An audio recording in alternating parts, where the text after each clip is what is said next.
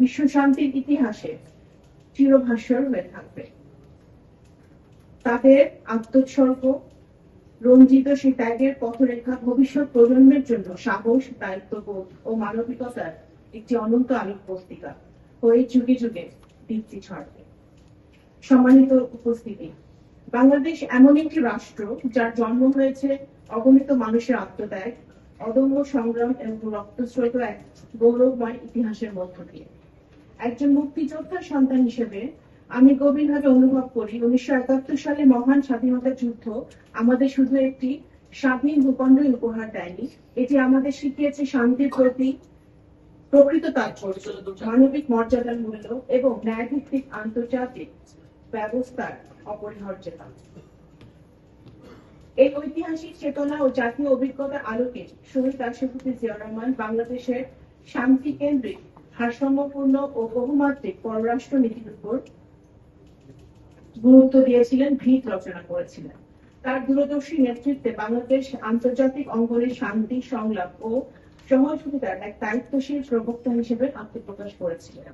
পরবর্তীকালে দেশের প্রথম নারী প্রধানমন্ত্রী মরহুমা দেশনেত্রী বেগম খালেদা জিয়ার প্রজ্ঞাবান ও দৃঢ় নেতৃত্বে সেই ভিত্তি আরো সুসংহত, বিস্তৃত ও প্রাতিষ্ঠানিক রূপ লাভ করে এবং বিশ্ব শান্তি প্রতিষ্ঠার ক্ষেত্রে বাংলাদেশের ভূমিকা নতুন মাত্রা পায়।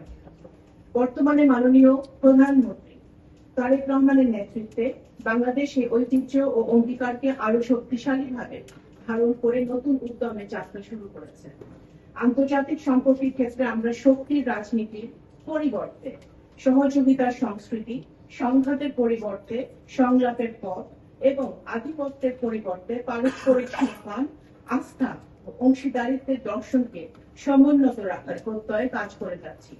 কারণ আমরা বিশ্বাস করি টেকসই শান্তির ভিত্তি অস্ত্রের ঝঞ্ঝানাতে নয়, বরং মানুষের মধ্যে বিশ্বাস, ন্যায় বিচার ও মানবিক সংহতির বন্ধনে নির্মিত হয়। বর্তমানে সরকার তাই আন্তর্জাতিক শান্তি ও নিরাপত্তা প্রতিষ্ঠার লক্ষ্যে জাতিসংঘ শান্তিরক্ষা কার্যক্রমে বাংলাদেশের সক্রিয় ক্রমবর্ধমান সম্পৃক্ততাকে দেশের পররাষ্ট্র নীতির অন্যতম অগ্রাধিকার প্রাপ্ত ক্ষেত্র হিসেবে বিবেচনা করছে।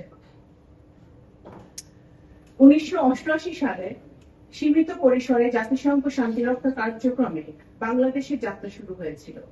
খুব অল্প সময়ের মধ্যেই আমাদের শান্তিরক্ষীরা তাদের পেশাদারিত্ব, দক্ষতা, সাহসিকতা ও মানবিকতার মাধ্যমে আন্তর্জাতিক সম্প্রদায়ের আস্থা ও শ্রদ্ধা অর্জন করতে পেরেছিলেন।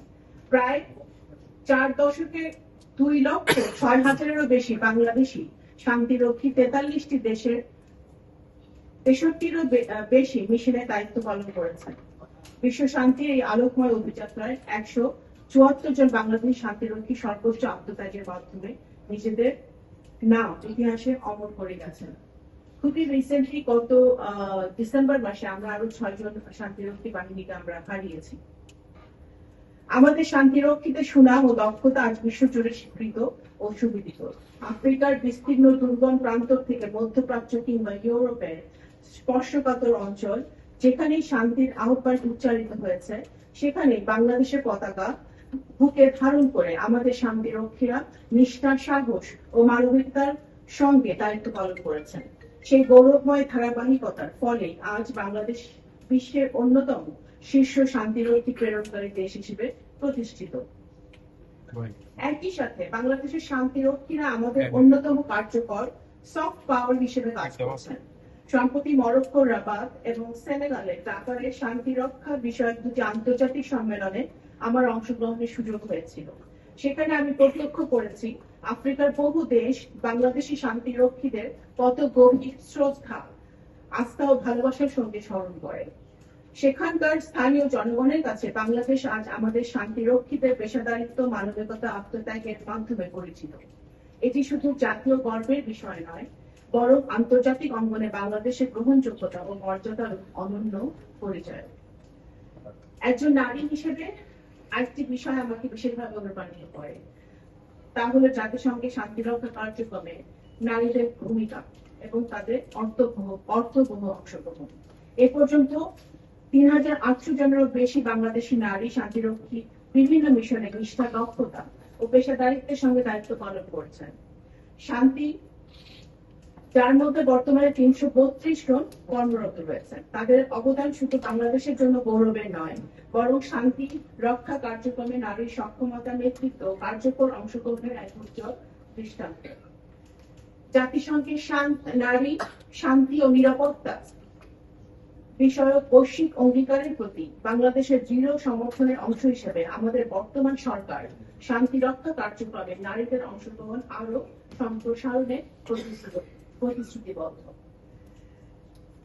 শান্তি রক্ষা কার্যক্রমে বাংলাদেশের অংশগ্রহণে শুধু আমাদের আন্তর্জাতিক মর্যাদায় বৃদ্ধি করেনি, একটি জাতীয় সক্ষমতা বিকাশেও গুরুত্বপূর্ণ ভূমিকা রাখছে। সম্মানিত সুধীবৃন্দ, বহুজাতিক পরিবেশে কাজের অভিজ্ঞতা, আধুনিক প্রযুক্তির ব্যবহার, জটিল সংকট মোকাবেলায় দক্ষতা এবং আন্তর্জাতিক মানব সম্পদ প্রশিক্ষণের মাধ্যমে আমাদের সশস্ত্র বাহিনী ও পুলিশের সদস্যরা আরো দক্ষ, আত্মবিশ্বাসী ও পেশাদার হয়ে উঠছেন। একই সঙ্গে শান্তিরক্ষা কার্যক্রম থেকে অর্জিত আর্থিক সুবিধা জাতীয় অর্থনীতিতেও ইতিবাচক ভূমিকা রাখছে। তবে আমাদের এটি উপলব্ধি করতে হবে, বিশ্ব শান্তির প্রতি হুমকির গতি প্রকৃতি দ্রুত পরিবর্তিত হচ্ছে। সশস্ত্র সংঘাতের পাশাপাশি জলবায়ু পরিবর্তন, জোরপূর্বক বাস্তুচ্যুতি, সন্ত্রাসবাদ, সাইবার হুমকি এবং বিভ্রান্তিমূলক তথ্য প্রবাহ আন্তর্জাতিক নিরাপত্তার জন্য নবতর চ্যালেঞ্জ সৃষ্টি করছে। এসব বহুমাত্রিক চ্যালেঞ্জ মোকাবেলায় ভবিষ্যতে শান্তি রক্ষা কার্যক্রমকে আরো কার্যকর, প্রযুক্তি নির্ভর, যেমন ইতিমধ্যে অনেকে বলেছেন আর্টিফিশিয়াল ইন্টেলিজেন্স, সাইবার টেকনোলজি এবং মানব কেন্দ্রিক করে গড়ে তুলতে সদস্য রাষ্ট্রসমূহকে সমন্বিত ও দায়িত্বশীলভাবে কাজ করতে হবে। বিশেষ করে নারী শান্তিরক্ষীদের অংশগ্রহণ বৃদ্ধি, আধুনিক প্রযুক্তির কার্যকর ব্যবহার, ডিজিটাল অপব্যবহার প্রতিরোধ এবং বেসামরিক জনগণের সর্বোচ্চ সুরক্ষা প্রদানের বিষয়গুলোকে বিশেষ গুরুত্ব দিতে হবে।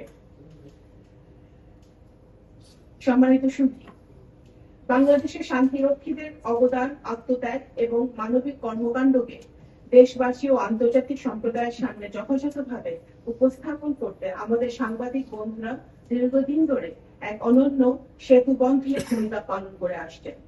এক্ষেত্রে ডিফেন্স জার্নালিস্ট অ্যাসোসিয়েশন অফ বাংলাদেশের অবদান প্রশংসার দাবি রাখে। আমি আশা করি বস্তুনিষ্ঠ, তথ্য নির্ভর ও দায়িত্বশীল সাংবাদিকতার মাধ্যমে আপনারা ভবিষ্যতেও বাংলাদেশের শান্তিরক্ষীদের গৌরবময় ইতিহাস বিশদভাবে আরো উজ্জ্বলভাবে তুলে ধরবেন এবং বিশ্ব শান্তির পক্ষে জনমত গঠনে বলিষ্ঠ ভূমিকা পালন করে যাবেন। আমি বলতে চাই, পরিশেষে বিশ্ব যতই পরিবর্তিত হোক না কেন, শান্তির প্রতি বাংলাদেশের অঙ্গীকার চির অটুট ও অপরিবর্তিত থাকবে।